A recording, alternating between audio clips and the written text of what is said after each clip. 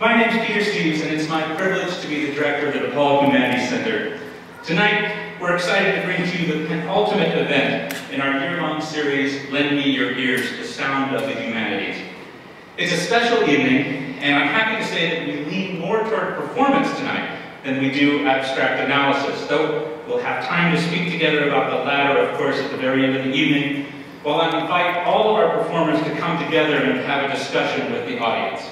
But our specific focus this evening is the nature of sound, as it can be lifted from context and repurposed.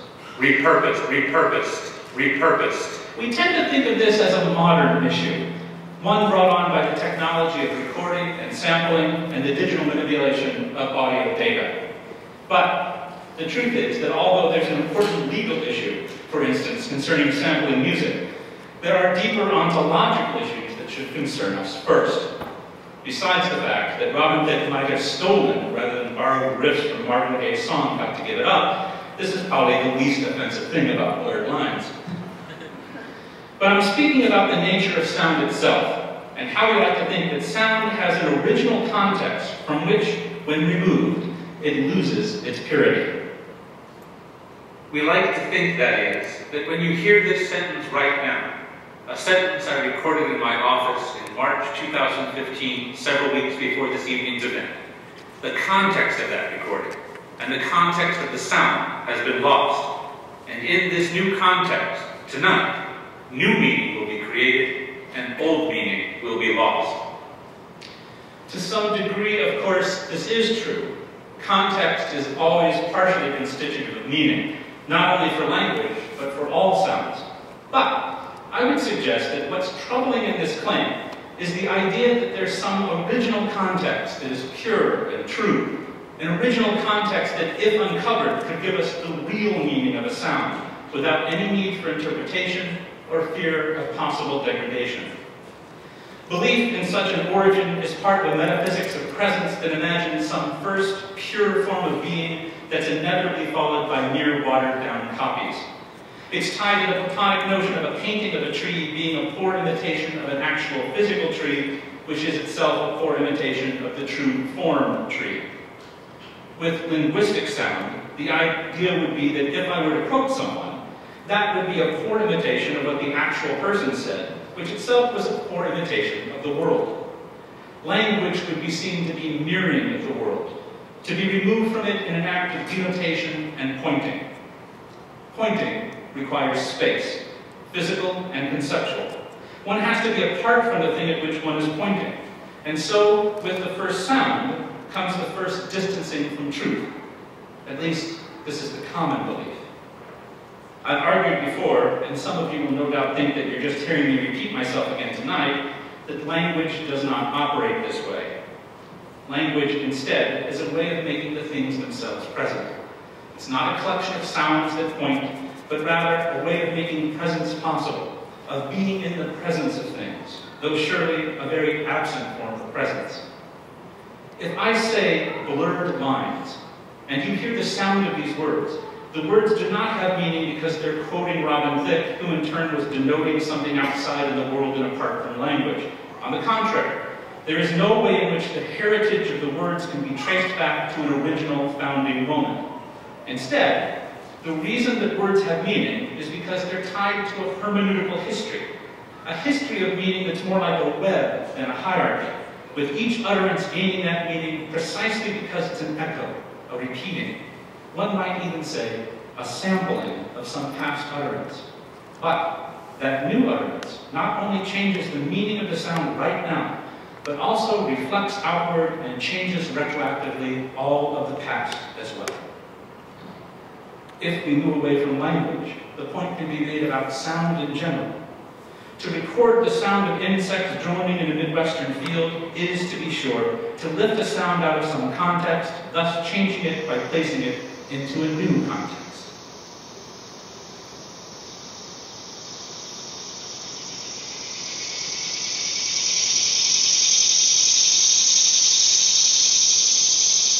If I listen now to the droning and try to interpret the temperature of the field or use that sound back in a lab to try to figure out the health of the cicada population at the time, or present that sound in a PowerPoint presentation along with still slides of close-ups of those insects, of course, this sound changes.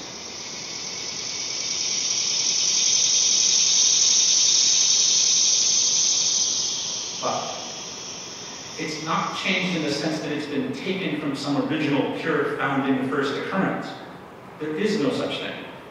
Instead, it changes because we necessarily live in time, and time is change.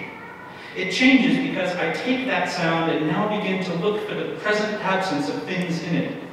The sound of the insects always had the present absence of insect health there, for instance, even if that was not first attended to. To repurpose it is to bring that absence into presence. And the same is true if I take the sound of the droning insects and lay down a drum beat on top of it.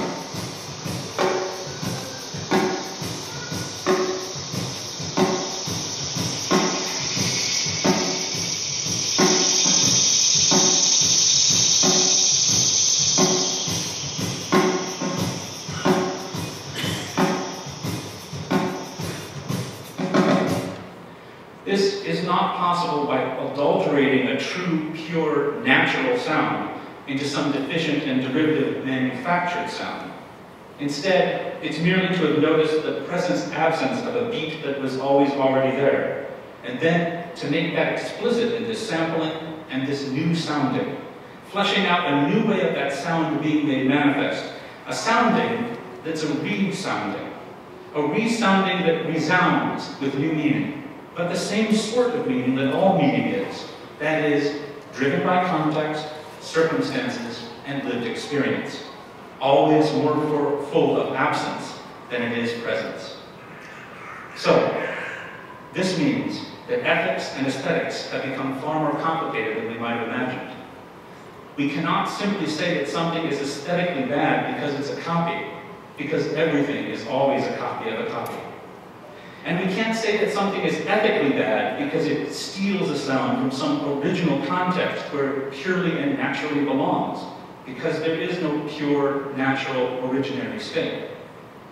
But this doesn't mean that aesthetics and ethics are over or relative. On the contrary, it means that the real work of value theory now has to be done, because we have for too long naively allowed metaphysics to be doing this work for us, when metaphysics was never up to the job. Now we must begin to ask the difficult political, ethical, and aesthetic questions of sounds, such as, why do you want to sample this? What will you do with that sample? Who will profit? Who will be harmed?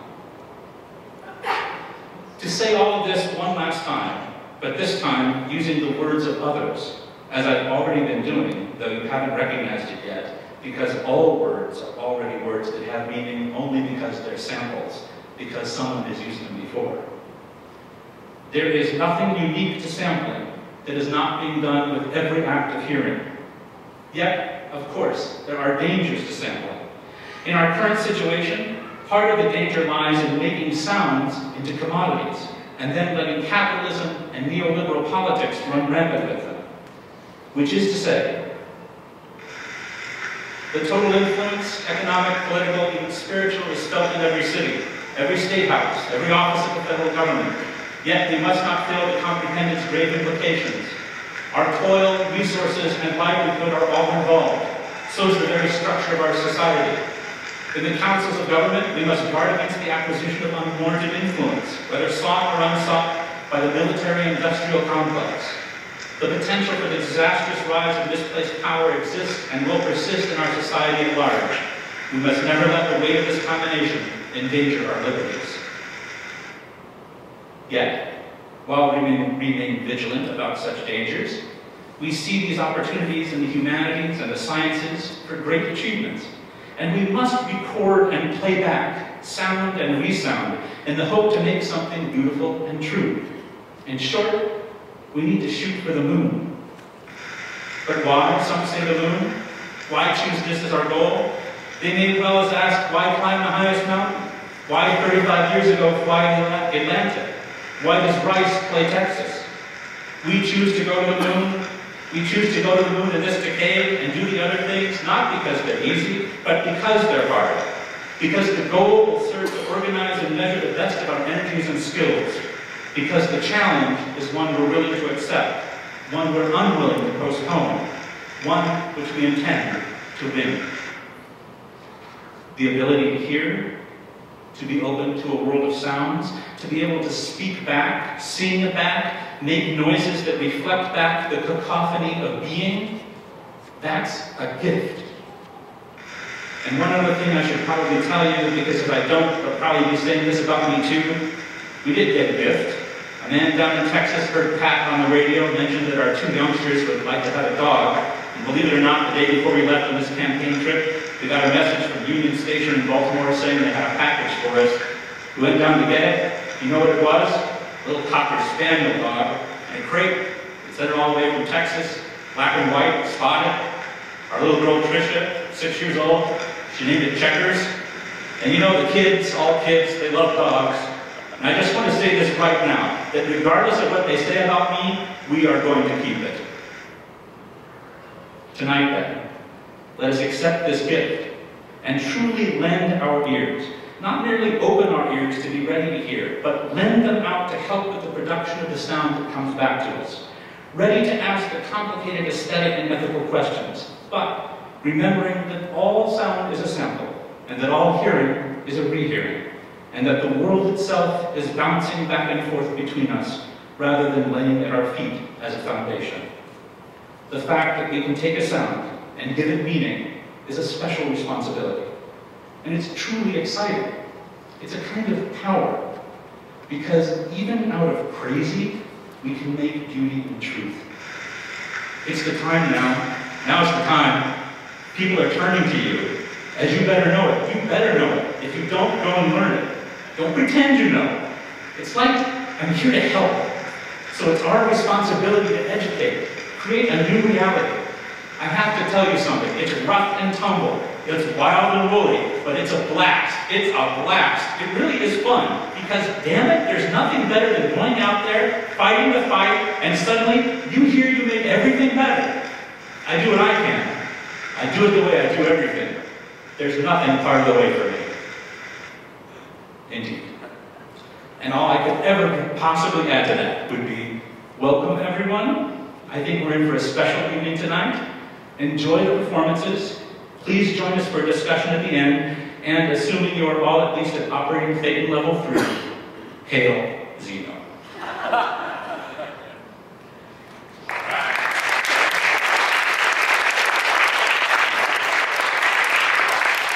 So I'm pleased to introduce to you 3 acts this evening that will help fight the good fight and think through what it means to sound and sample. You might have heard these introductions before, but in the resounding of these words, I would ask you to look for a new kernel of truth. And up first, I present to you the Speers. The Speers were American recording artists whose primary success occurred in the 1970s. The husband and wife duo, Peter the Captain Speer, born in August of 1942, and Jessica Tenille Speer, born in May of 1940. They have 5 albums certified gold or platinum and scored numerous hits in the US singles charts, the most enduring of which included Do That To Me One More Time and Muskrat Love. They hosted their own variety series on ABC Television Network from 1976 to 77. And few people know that Peter, the Captain, was a keyboardist for the Beach Boys. And Jessica Tenille performed background vocal tracks on Pink Floyd's iconic album, The Wall. Or that they have combined backgrounds and interests, including library science, interdisciplinary art, the creation of amazing sound collages that range from their early guitar-based feedback projects to utilizing live sampling and signal processing, which finds the hypnotic patterns hidden in ordinary sounds, to finding new ways to present their trademark hit, Love Will Keep Us Together. Tonight, with their live performance of Mrs. Dalloway Excer, I'm pleased to introduce to you the Speers.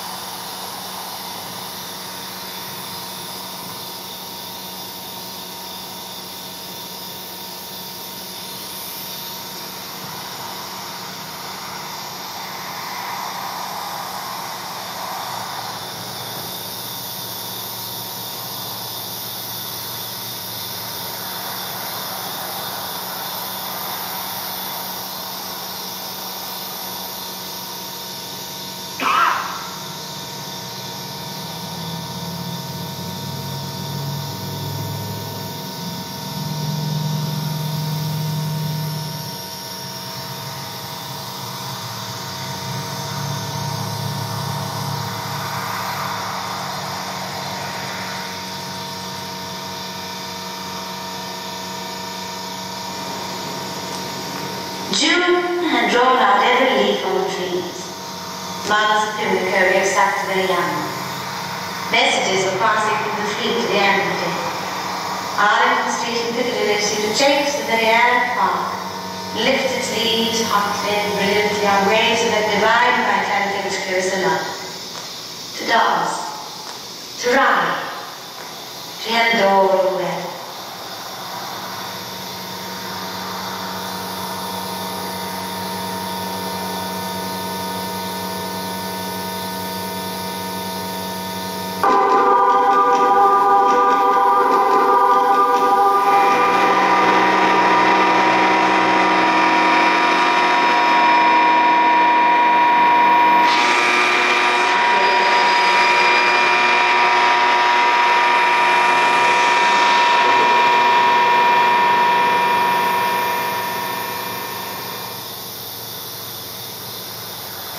The grinding, blowing, flowering of the day.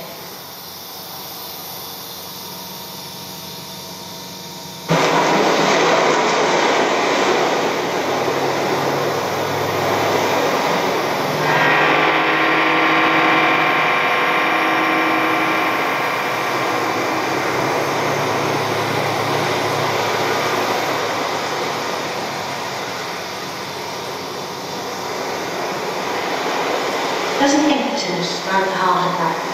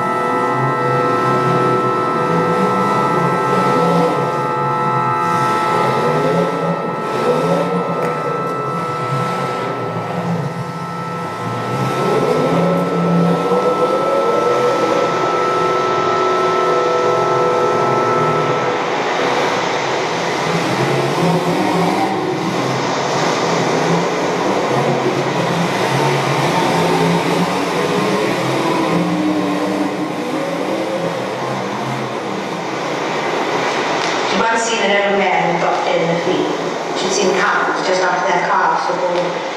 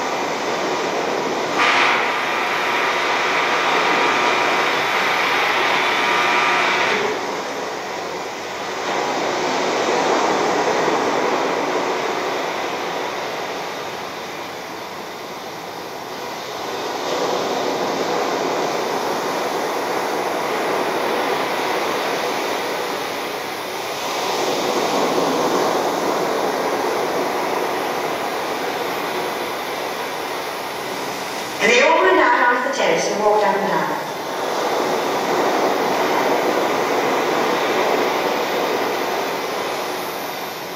Then came the most exquisite moment of our whole life, passing a stone urn with flowers in it.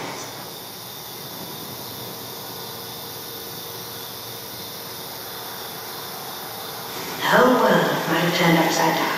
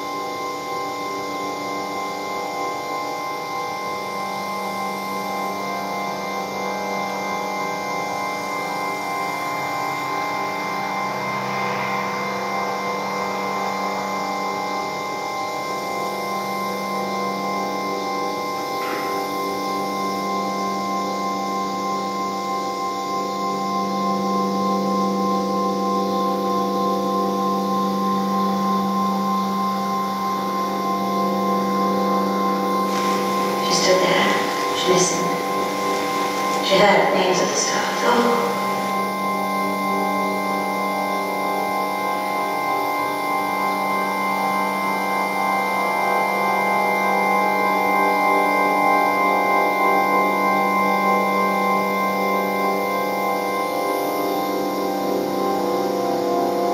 She owed him words, sentimental, civilized.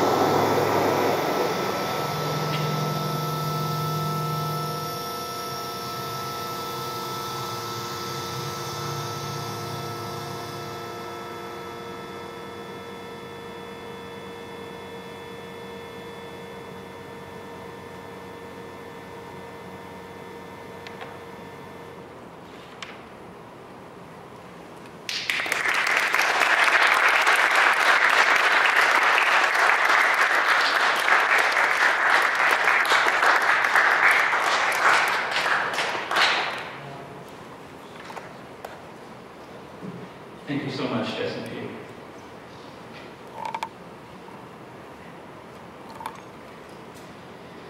Up next, Liam Heneghan was born February of 1882 at 41 Brighton Square in a town just outside Dublin, Ireland. He was baptized according to the rites of the Catholic Church at the nearby St. Joseph's Church of Terranor on the 5th of February by Reverend John O'Malley. In 1891, Liam wrote a poem on the death of Charles Stewart Parnell, angered, even at the age of 9, at the treatment of Parnell by the Catholic Church and the resulting failure to secure home rule for Ireland. His father had the poem printed in the local paper, and eventually it was sent off to be part of the Vatican Library. This was to be an early taste of success in publishing for Liam, which he continues today via his Twitter account. Liam was educated at a Jesuit boarding school and later at University College of Dublin with a growing interest in literature, nature, and the philosophy of Thomas Aquinas. His first novel, A Portrait of the Ecologist as a Young Man, was published in 1916 with the highly celebrated Ulysses, a novel that takes place over a single day, during which a man traces invasive species encroaching on Dublin, appeared in 1922. 17 years later, after already having a distinguished career in one field, Liam entered the DePaul University philosophy PhD program, began drinking even more heavily, went mad, and produced the nearly unreadable dissertation, Finnegan's Wake. Roundly considered to be the 20th century's finest writer and scientist, today being aided by Kathleen, Keane, and James Conway, here to present Echoes from the Little Stream of Death, I'm pleased to introduce to you, Liam Heneghan.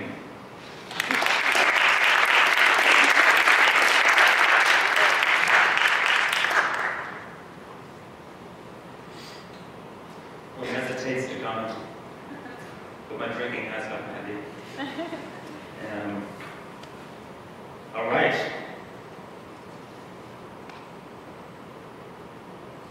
So listen now, I will start with some acknowledgements at the beginning.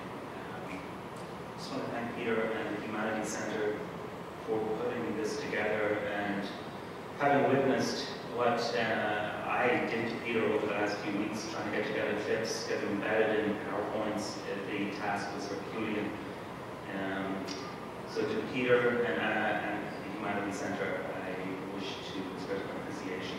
I also want to give a big shout out to my students that work for Chicago Wild Sounds, some of whose recordings I'm going to be playing today. The project was spearheaded initially by Jonathan Eisman and taken over recently by Ronnie Jahowski. And special thank you as well to Alyssa Marcy, who helped me get some of the samples that I'm going to play. But a huge appreciation to my collaborators on a song that will be the centerpiece eventually of this talk. Those of you who know me know I'm a loquacious Irishman. I may write in obscure ways, but I certainly talk in more obscure ways. So I'm going to be trying to be pretty quick about this so that we can get to the song. But the song is the centerpiece of what I'm doing here, and I want to thank Kathleen, Keane, and James and Conway, who worked with me on this and co-wrote the piece.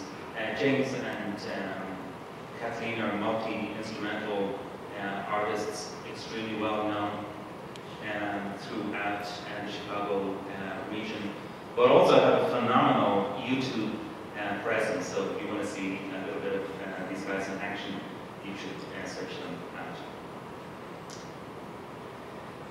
On August the 19th, 1833, Colonel Colby Chamberlain Benton left Chicago with Louis Wilmette, a young man of French and Potawatomi heritage, to inform local Indian tribes that the federal payments would be delayed until September of that year. Benton's trip was recorded in A Visitor to Chicago in the Indian Days, Journals of the Far Old West. And that trip was taken 1 year after the end of the Black Hawk War, which ended most of the tribal resistance in the Chicago area. That same year, the Potawatomis, the tribe that since the 1690s had dominated in the lands that became Chicago, they relinquished their rights to ancestral lands in Illinois. At that time, the white settler population was little more than 150 people. A few years later, in 1837, Chicago was chartered as a city. That Wilmette and Benton's journey was undertaken at a time of tension between the indigenous and settler populations is reflected in his descriptions of their trip. On the night of 24th of August, the pair traveled through some oak groves and arrived at a little stream in a prairie in southeast Wisconsin, and they camped there for the night. As night fell, they heard Indians around the camp. Benton hid behind a large tree, and at Wilmette's suggestion, he removed his straw hat, since it was a good mark to shoot at. Assessing the danger they found themselves in, Lewis remarked that there were occasionally some Sauk's and Fox Indians wandering in that part of the country, and from them they could expect no quarter. Benton didn't sleep. However, even if he had been in danger, as he says, of suffering from the power of the tomahawk and the scalping knife, it wasn't fear that kept him awake. He remarked, in fact, that there was something about their circumstances that was so novel and romantic that it dispelled every fear. He was far from home. Everything looked wild and terrible. He was surrounded by savages, as he called them, and yet all seemed lovely and romantic and beautiful. He felt happy. So what kept Benton from asleep? It was the noise. Some of the noise certainly may have emanated from the Indians who, as he said, mocked every wild animal. But there were also unfamiliar bird calls, as well as foxes and raccoons. In the distance, wolves howled, and owls hooted in concert with the wolves. The mosquitoes added their part to the music. Sleepless, noisy, vaguely threatening night, and yet Benton declared that never before had he passed a night so interestingly and so pleasantly. So here was Chicago, the eve of its 1837 charter, settler population numbering in the hundreds, surrounded by the loud chorusing of people and wildlife. A gloriously loud landscape it was then, one interesting and uncanny enough to keep a man awake and happy. I've been inspired in recent years to take the soundscapes of the Chicago area seriously. And in fact, like my main inspiration in the work that I've been doing in those last couple of years, thinking about the sounds of wild nature in Chicago, has been inspired by Bernie Krause. Bernie Krause was a musician whose career started in the 60s. He played with the Weavers, a whole variety of other bands. He became an early electronic musician. But in the 70s, he took his interest in the technology of sound into the field and started to record in a vast variety of wild places around the world. His recent book, well worth a look, called Great Animal Orchestra, charts some of that work. And in that work, I'll just mention it, I guess because I'm a professor, but just mention, like, he divides sound, interestingly, between what he calls biophony, the sound of nature, the sound of animals, geophony, which is the sound of rain, thunder, ice, the sound of the earth itself, and anthrophony, which is the sounds of humans. Of course, his realization is that it's the sound of anthrophony, the sound of humans, that's drowning out our ability to hear those other sounds. I'm going to play you one of his clips, just to give you an impression of some of these early recordings. This one is called Amazon Nights. I'm just going to play a second or two from it. If you were in my class right now, I would maybe encourage you to close your eyes. You don't have to, if you mind. Close your eyes, kind of listen to this for kind of a minute or two, and then just see whether you can discern the individual sounds. So here goes.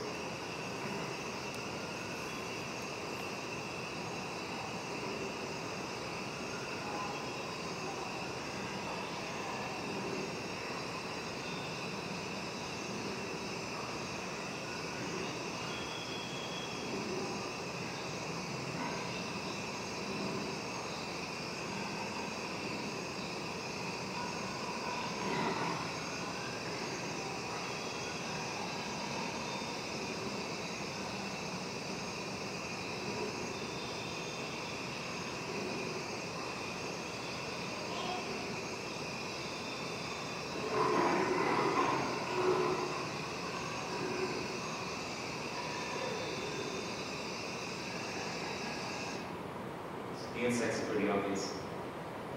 Maybe most obvious, of course, is the jaguar.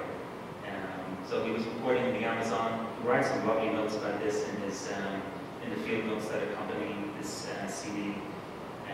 He sets up his recording equipment. He's out in the middle of the forest, set up close by a tree. He sits on the other side of the tree with a microphone kind of adjacent to him, and he listens in on his earphones, listening to the sound of the insects.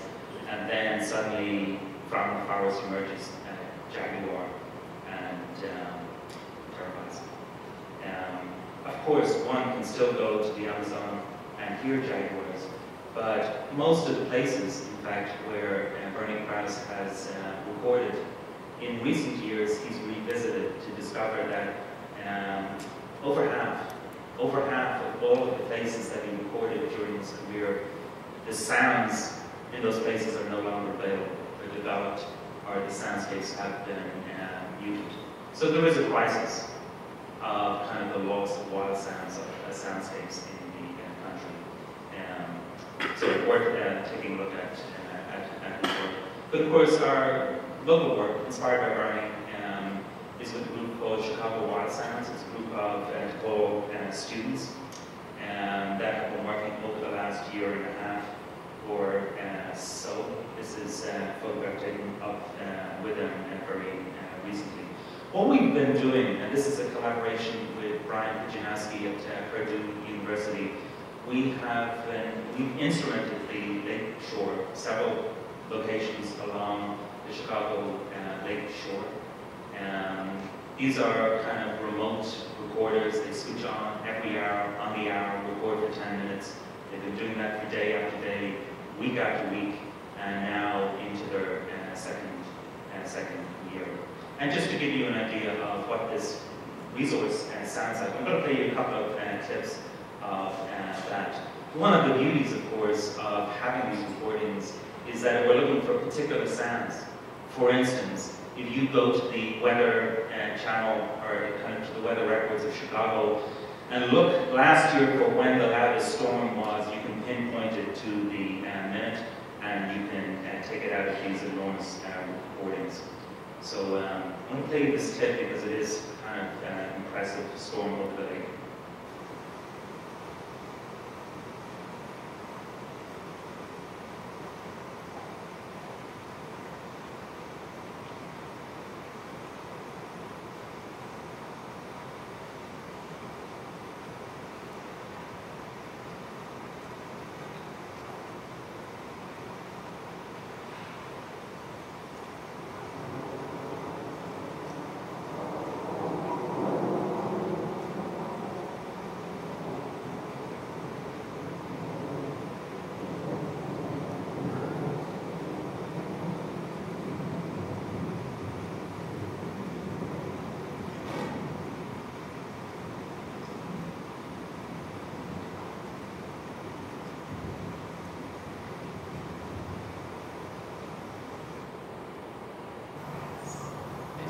This is a bit more straightforward. It's just a dust chorus of mantras.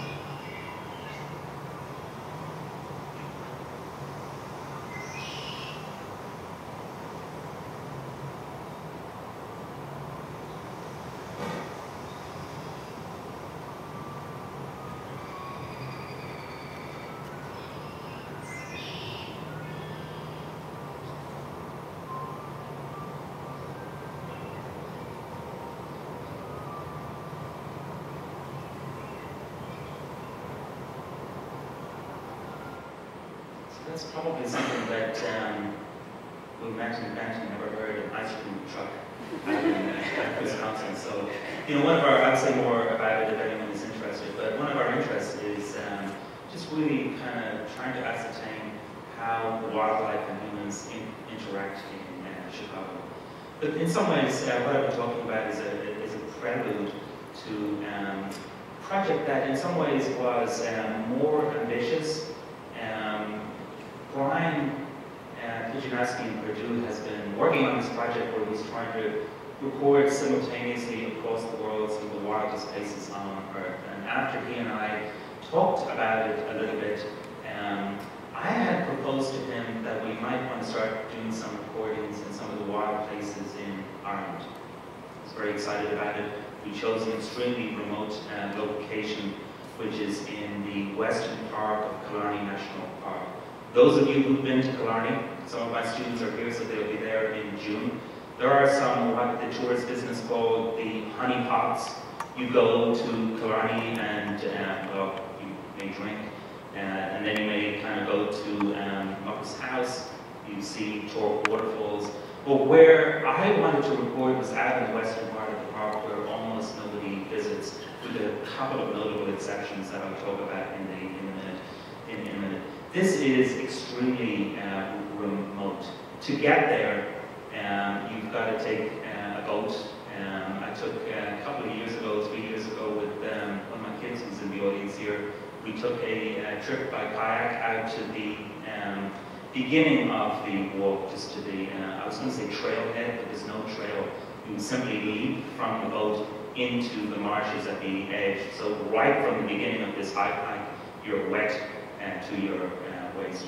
The nice little mountain there on the left is Eagle's Nest, where eagles used to be, and of course they are no longer. They were shot off that mountain a long time ago. Anyway, you traverse the bog at the edge of the lake. You walk in through one of the most picturesque ancient woodlands that I've been in. This is Eamon's Wood in Killarney. The oaks here are astonishing. It probably has the best claim in Ireland to be a woodland that has been kind of untouched by human activity. The oaks here are absolutely magnificent. The soil is pretty thin, so they have a tendency to fall over, but they still live. So you have these trees that are reiterating, they've fallen, but the branches become trunks and they keep on going. And just to give you an idea of the dimension, this is young Master Heneghan, who's in the audience standing at the root of one of those fallen trees. So you press on from here, out of Eamon's Woods, you climb up. Basically a trailless area, you're walking up a stream, up over the mountains, through the kind of the slippery moss at the top of the mountain, and then into one of the most picturesque little glens. It looks a little bit inconspicuous, but on the left here, you're looking down into the valley of Glasheen Namarv, which is a translation from the Irish is the little stream of death. And it's called that because coming up to the 1840s, in the western part of the park, there were a few families that lived eking out a very, very tough existence in this valley surrounded by this picturesque forest. They grew potatoes, the population was small, just a few families, and they perished there during the famine years. In fact, it wasn't until many, many years later, pretty recently, that priests hiked in arduously across the route that I just described so that they could consecrate the ground.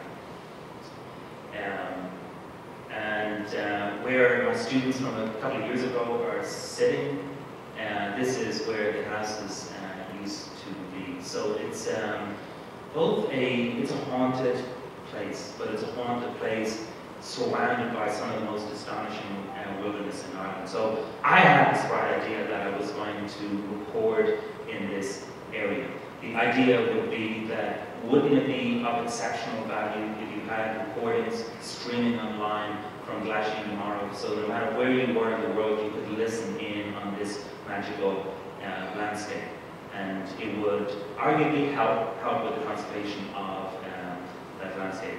So I asked advice from a very old friend, a guy who I've known for about 30 years, who's probably one of the people who spend most time in this valley, a scientist who wishes to stay anonymous, which is why I've kind of blurred the picture here. But in an email exchange with him, he outlined the reasons to me why it would be outrageous. Although in theory he's still open to it, but he set out a set of arguments about why this would not be a good idea. And in fact, you know, such as the anonymity of this, that he won't let me quote from emails, which I respect, but he will let me paraphrase his arguments. So some of them are kind of interesting. On the one hand, he says, he reminds me of that Heisenberg principle. He says, you know, you can't scientifically record something and not affect it in some ways. I think he means that in a metaphoric way. But he invites me on this strange thought experiment. He says, if the microphones in Glasheen Namarv are conspicuously signposted, how would the 20-year-old Liam Heneghan, who used to visit back in those days, feel about the site and feel about the quality of the site if he came across these recording equipment? And if it were not conspicuously signposted, there are these issues of privacy. He said this is one of the places on earth where when you have a conversation, you feel that nobody can be surveilling that conversation. He closes this line of argument in a very picturesque way, which I'd love to quote directly.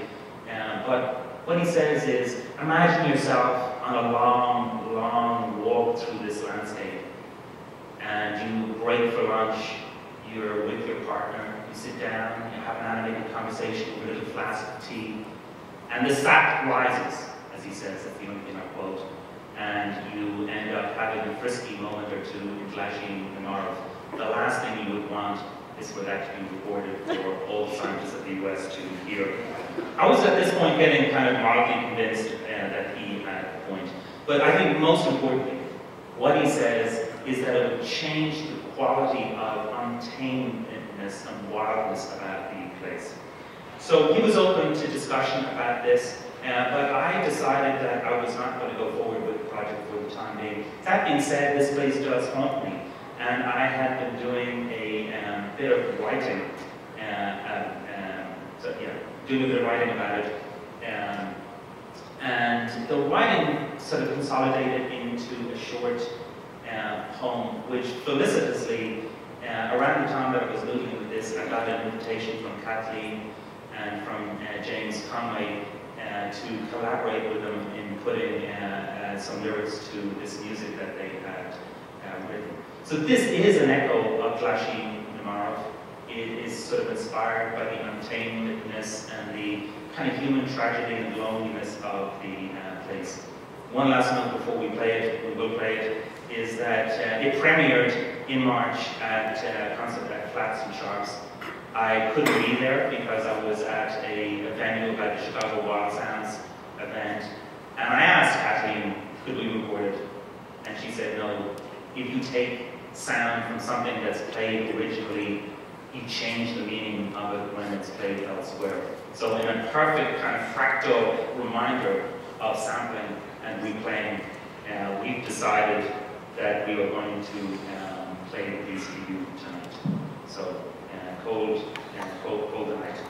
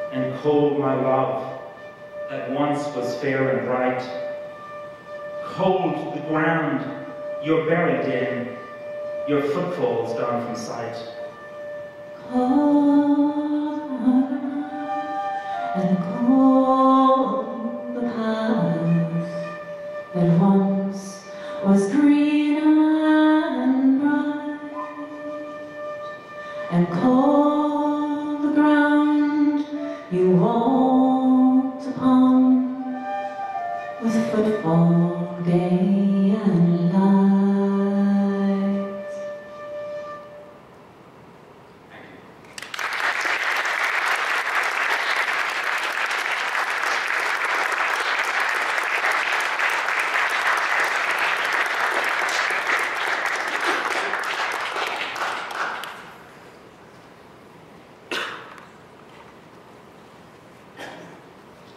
That was amazing. Thank you so much.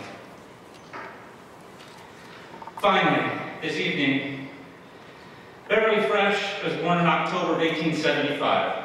He's a well-known English occultist, ceremonial magician, poet, painter, musician, novelist, and mountaineer. He founded the religion and philosophy of Thelema, in which role he identified himself as the prophet, entrusted with guiding humanity into the Aeon of Horus in the 20th century. Born to a wealthy Plymouth Brethren family in Royal Leamington Spa, Warwickshire, Fre rejected his family's faith to pursue an interest in Western esotericism and early 90s hip-hop. He was educated at the University of Cambridge, where he focused his attentions on mountaineering and rhyming. In 1898, he joined the esoteric Hermetic Order of the Golden Dawn, where he was trained in ceremonial magic, spelled with a CK, with the C being a cent sign. Upon moving to Loch Ness in Scotland, he took his child bride. They honeymooned in Egypt in 1904, where Fre claimed to have been contacted by a supernatural entity named Aiwass, who provided him with the Book of Law, a sacred text that served as the basis for a new Midwestern world order. Announcing the start of the Aeon of Horus, the book declared that followers should adhere to the code, how you do what thou wilt, and seek to align themselves with their true will through the practice of magic, spelled with a CK, with the C being a cent sign. Fre went on to turn his affinity for pancakes and tarot into an enduring legacy. He appears on the cover of Sgt. Pepper, the Beatles album, and in 1971, Jimmy Page, the guitarist and co-founder of the 1970s rock band Led Zeppelin, bought Fre's house, held seances there, and filmed part of the movie The Song Remains the Same on the estate.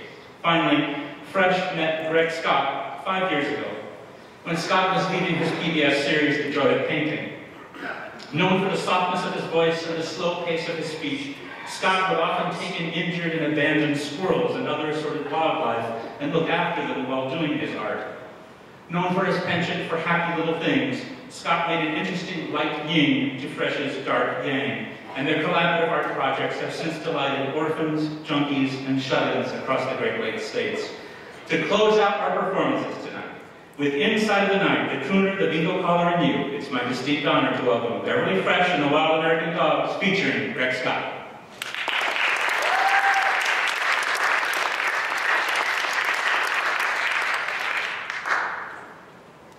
How's it going out there? Good.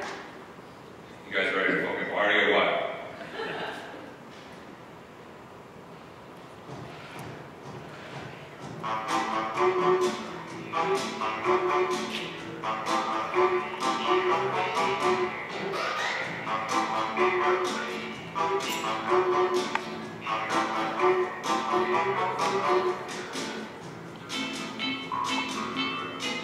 First of all, give it up to Peter.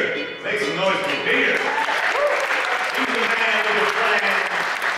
From the land of the father, the NC Sweet Pea. All right. I appreciate it. I appreciate it from the bottom of my heart. All the way from the lower half. This thing on, here we go. Hey. All right. Hey, thanks for coming out. It's looking good tonight. This is the 43rd annual War Trinity benefit to get Ben to fit. So wait, man. So we're here to support him on his journey.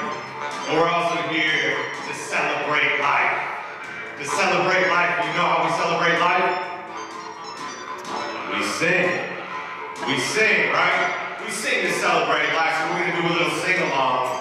A sing-along this evening. We're gonna have a good time. We're gonna let our hair down a little bit. It's all right to let your hair down, right? You gotta get loose a little bit, right? You know what I mean? All right, so before we get into our singing, we got an extra special guest. You guys want to see an extra special guest? Woo! So you want to see an extra special guest? Woo! All the way from the edge of the forest in southern Indiana. You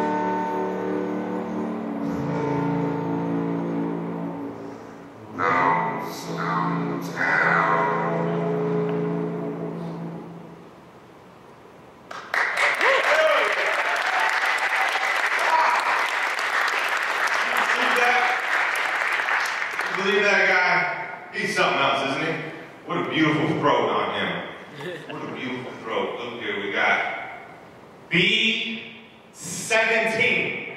B17. Fresh.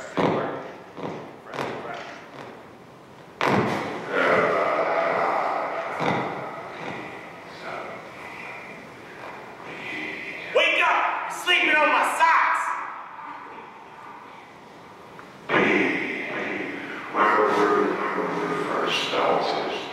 R12.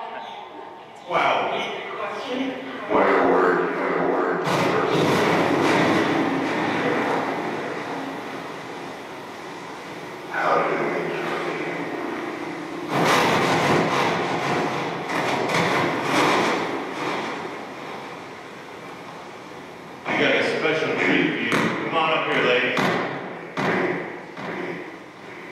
This is a special treat. Does anybody know their history? Who invented rap music? First rap song ever. Come on up on stage. This is a treat for you guys that don't know. The guy that invented rap music, his first name was MC. His last name was Hammer. And he came up with this song called You Can't Touch This. You girls ready to sing this? Ready to go? I'll hand it over. It's a little karaoke, a little sing along and get warmed up. This is an easy one. This is an easy one. This is an easy one. We'll start on it. You ready? Huh? Yeah, no, you can look on the screen. Yeah, ready? Here we go. I gotta take a sip of water. Here we go.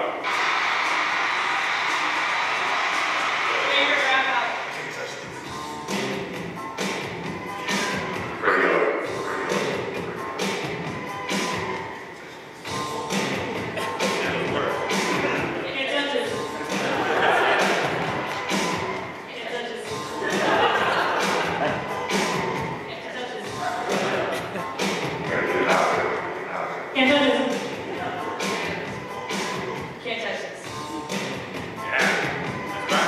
Can't touch this.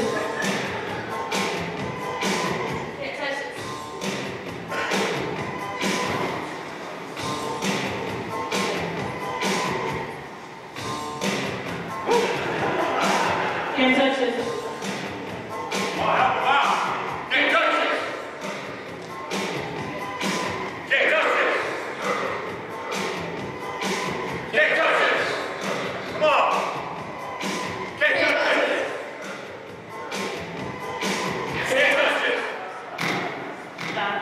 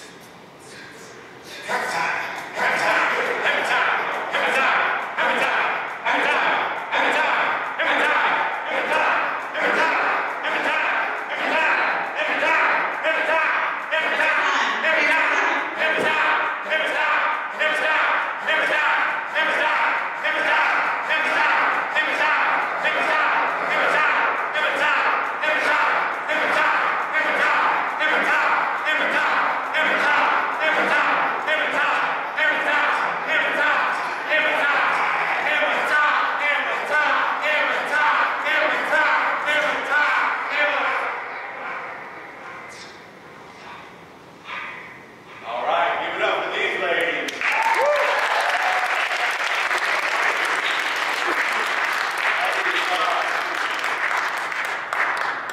Thanks for helping us out. That's Sherry and Sally. And it says here they were the inventors of racist skydiving. Doesn't sound very nice, but I guess there's some good sports. What do we got here? Let me see. Tell me who it is. N-2.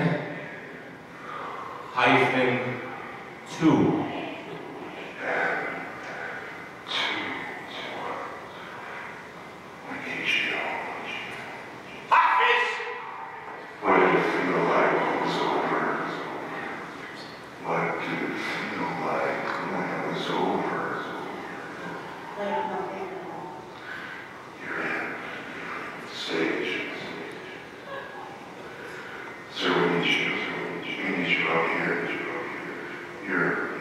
too. And when I meet you on stage, where did it happen the most? This is a very famous tune by the Elvis. You guys should probably know the words, but if you don't, they're right here. Share this mic.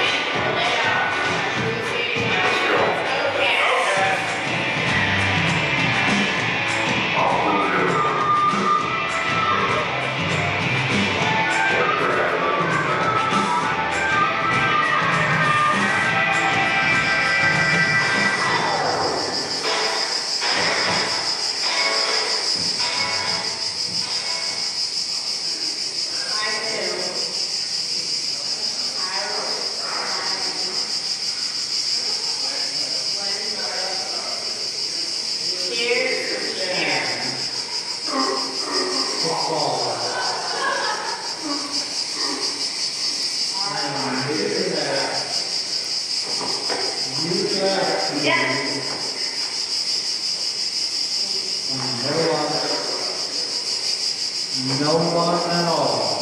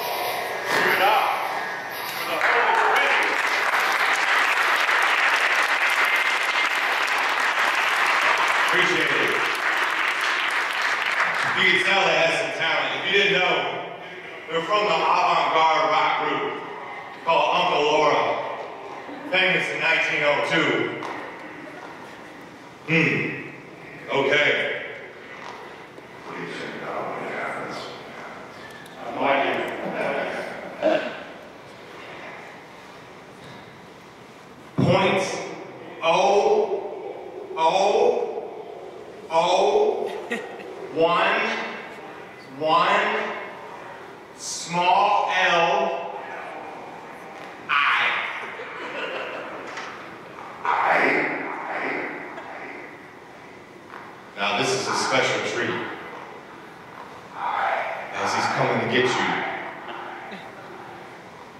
The flute players here probably know this, but for everybody else, I have a rare bootleg. A rare bootleg. I'm gonna get you.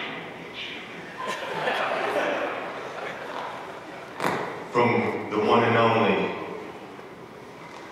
Heneghan.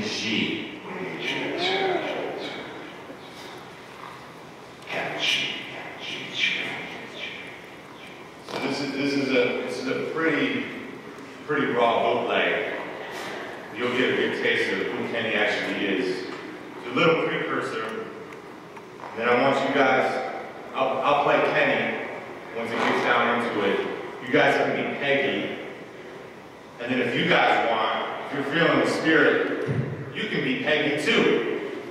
You got Peggy inside you, you can go along with them and they'll lead it. Here we go. Ready?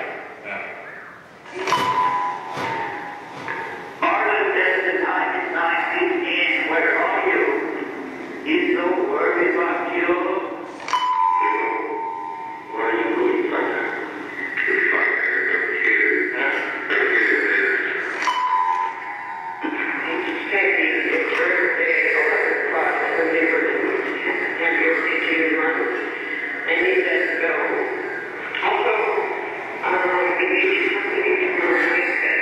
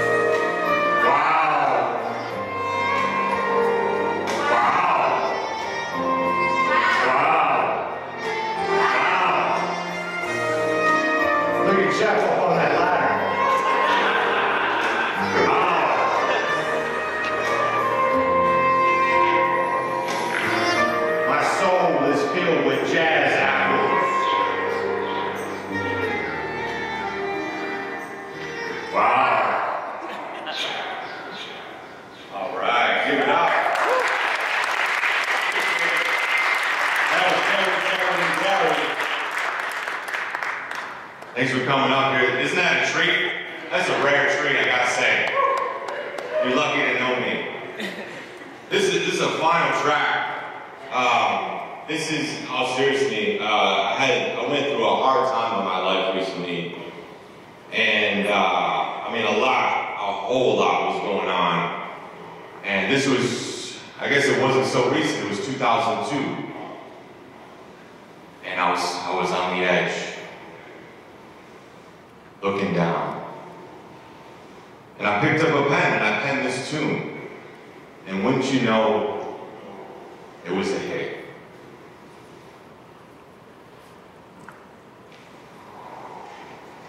Nine.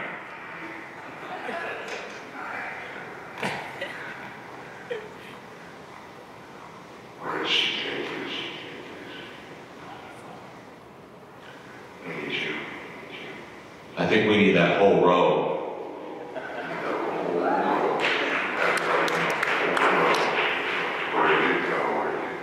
We're gonna need both of those rows.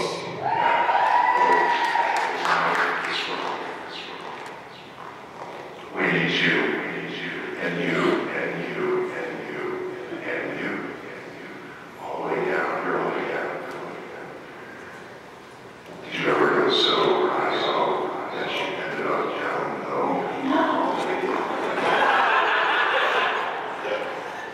Did you take this? You're gonna have to share this. Yeah, I apologize if I cry. I barely get through this one, but I'm gonna do the best I can, guys. Here we go.